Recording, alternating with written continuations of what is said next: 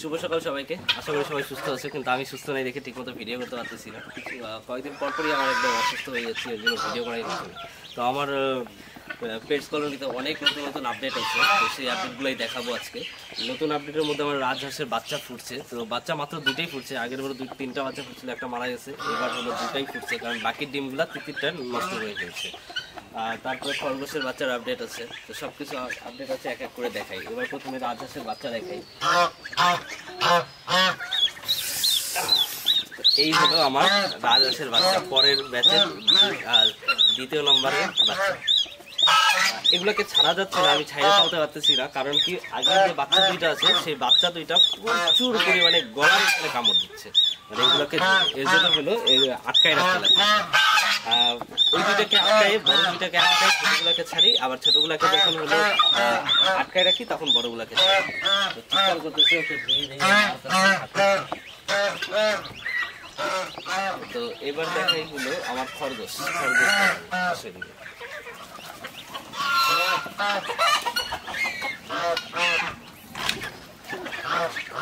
খরগোশের বাচ্চা দেখানোর আগে আমি খরগোশকে একটু খাবার দিয়ে নিব, তাছাড়া হলো বড়গুলা মানে দেখাইতে দেবে না, প্রচুর টর্চার করবে। তো ঘাস আমি খরগোশকে দিব, তার আগে হাঁসের বাচ্চাগুলোকে একটু দিয়ে নিই।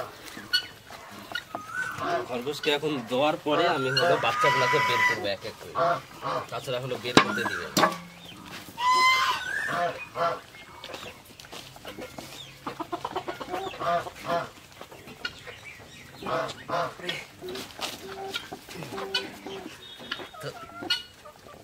এই যে একটা বাচ্চা, এটা একদম ওর মার কালার হয়েছে, মানে ওর মা যেরকম কালার একদম সেম সেমন কালার হয়েছে, আর একদমই কিউট।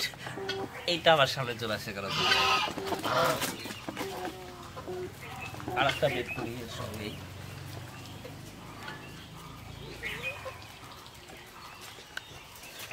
এই বাচ্চাটা আবার একটু বড় আছে এটার থেকে, এটা হোয়াইট কালারের হয়েছে, এটার থেকে এটা একটু বেশি বড় হয়েছে, তার মানে খাবার টাওয়ার এটা একটু বেশি পাচ্ছে, দুধ একটু বেশি খাচ্ছে আর কি।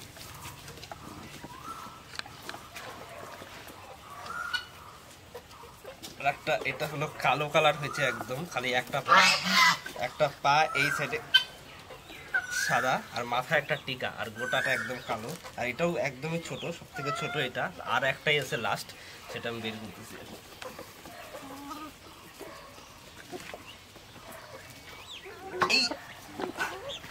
একদম হাতের থেকে লাফ দিয়ে নিচে পড়ে গেছে। তো দুইটা হয়েছে ওর মার কালার, একটা হয়েছে কালো আর একটা হয়েছে হোয়াইট কালার সাদা। মানে প্রথম ফার্স্ট টাইম বের করলাম দেখে প্রচুর ভয় পাচ্ছে, যার জন্য আমার হাত থেকে লাফ দেওয়ার চেষ্টা করতেছে, লাফ দিচ্ছে। তো কিউট কিউট চারটা বাচ্চা, নতুন মেম্বার চলে আসছে। এই যে এখন রাইখে দিই, ওরা প্রচুর ভয় পাচ্ছে, ওই জন্য রাইখে দিই।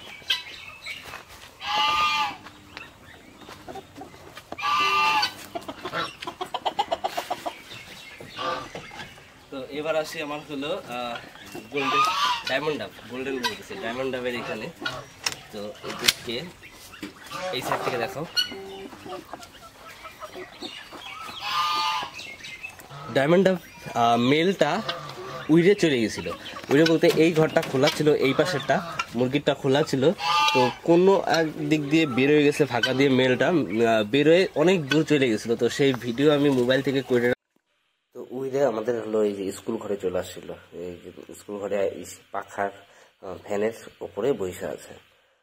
তো আমি বাইরে বসেছিলাম চেয়ারে, তো ওইখান থেকে দেখে পরে কি করব বুঝে না পাই খাঁচার মধ্যে ফিমেল বার্ডটাকেও রাখলাম, যাতে চিৎকার করলে আমি দেখতে পারি।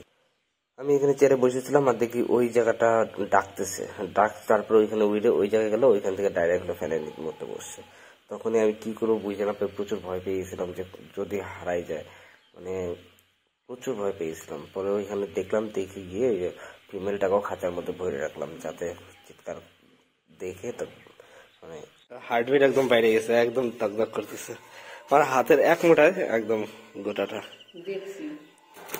একটা ডিম পারছিল, আবার ডিম পারবে, এখন করে নিচ্ছে, ভয় পাচ্ছে।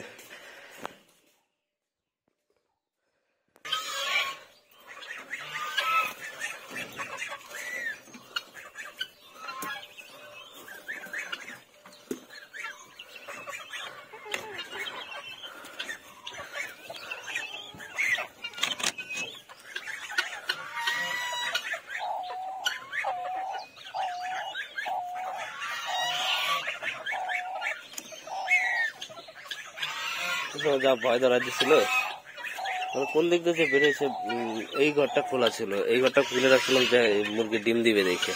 তো মনে হচ্ছে আর এই পাশে নিচ থেকে অনেকটা ফাঁকা আছে, তো মনে হচ্ছে নিচ দিয়ে বেরোয়েছে বা কোনো একদিক দিয়ে বেরোয়েছে। তো ওই দরজা দিয়ে বেরোয়েছে, এই দরজা দিয়ে বেরোনোর মতো রাস্তা নেই।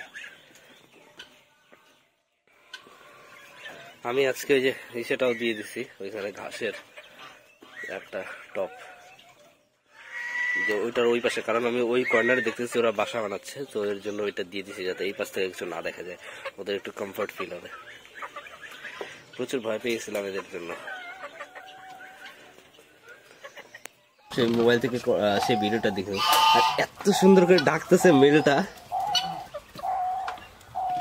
আর খুব তাড়াতাড়ি ডিম দিবে, ওরা বাসা বানানোর চেষ্টা করতেছে। আর হলো ফিমেলটাও এখন একটু খড়ি কাঠি নেওয়ার চেষ্টা করতেছে, তো খুব তাড়াতাড়ি ওরা ডিম দিবে। আর ওদের জন্য একটা ইসে দিয়ে রাখছি, এইখানে হলো ঘাসের একটা পট দিয়ে রাখছি, টপ দিয়ে রাখছি। সেই মেলটা এই টবের মাঝখানে এখানে গিয়ে বসতেছে, তো হয়তো এইখানেও বাসা বানানোর চান্স আছে। আর ঘরটা প্রচুর নোংরা করে ফেলছে কয়দিনে। আমি এই খাবারের এখানে এই বাটিটার অর্ধেক দিয়ে রাখি, সেই অর্ধেক খাবার প্রায় 1 সপ্তাহ লাগে শেষ হইতে, কিন্তু তবু এত পটি করে ঘরটা নোংরা হয়ে গেছে, মানে কি বলবো, খায় অল্প একটু কিন্তু পটি করে অনেক। হাঁসের বাচ্চাগুলা বড়ই হয়ে গেছে, মানে আগের বাচ্চাগুলা, আর পরের যে বাচ্চাগুলো সেগুলো দেখাচ্ছি একটু পরে।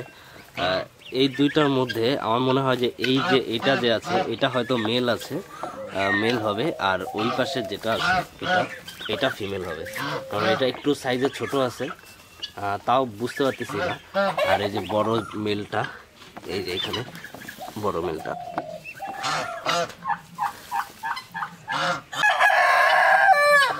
আর অস্ট্রেলিয়ার যে মুরগাগুলো আছে, অস্ট্রেলিয়া টোটাল এখন 5টা মুরগা আছে, টোটাল 5টা মুরগার মধ্যে যেটা হলো সব থেকে বড় অস্ট্রেলিয়ার মুরগা, তো এইটা হলো সব থেকে বড়।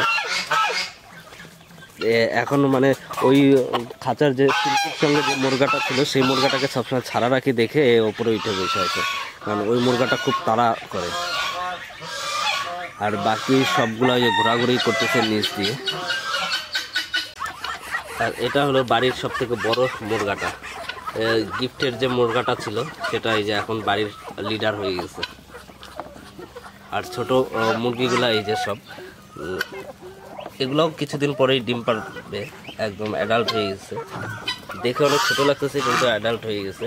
আর এই যে দেশি মুরগাটা যে দুইটা অসুস্থ ছিল, এইটা এখনো পুরাপুরি ঠিক হয় না, কিন্তু আর একটা যে আছে ওইটা একদম ঠিক হয়ে গেছে।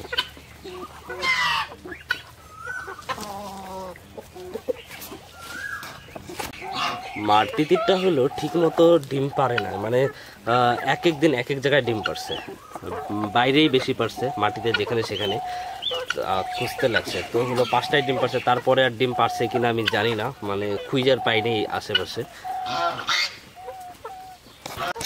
আর চীনা হাঁসগুলো এখনো ডিম পাড়া স্টার্ট করে না, হয়তো কিছুদিন পরেই পারবে, কারণ বয়স তো হয়ে গেছে, ফুল অ্যাডাল্টও হয়ে গেছে। ফিমেলগুলোরও চোখের সাইড থেকে একদম কালার চলে আসতেছে ফুলের। তিতিরটা টোটাল 5টা ডিম পারছে, তারপর আর কোনো ডিমের কোনো খবর নেই। 5টা ডিমের মধ্যে 4টা ডিম হলো মুরগিকে দিয়ে বসাই দিছি, ওই যে নিচে 5টা ডিমের মধ্যে 4টা হলো মুরগিকে দিয়ে বসাই দিছি, 4টাই ফার্টাইল হয়েছে। কিছুদিন পরে এখন তিতির কতদিনের ডিম পারে সেটা, মানে বাচ্চা ফোটে সেটা আমি ঠিক জানি না, তো এখন দেখা যাক কবে বাচ্চা ফোটে। মুরগির তো 21 দিনে ফুটে যাবে। তো সিল্কির তো ডিম তো বসাইছিলাম অনেকগুলো, তো একটাও তো ফুটলো না, তারপরে আবার হলো 3 থেকে 4টা ডিম বসাইছি, 3 থেকে 4টা ডিম বসাইছি। তো এখন সেই 4টা ডিমেই ফার্টেল হয়েছে, তো এখন দেখা যাক 4টা ডিম থেকে কয়টা বাচ্চা ফুটে।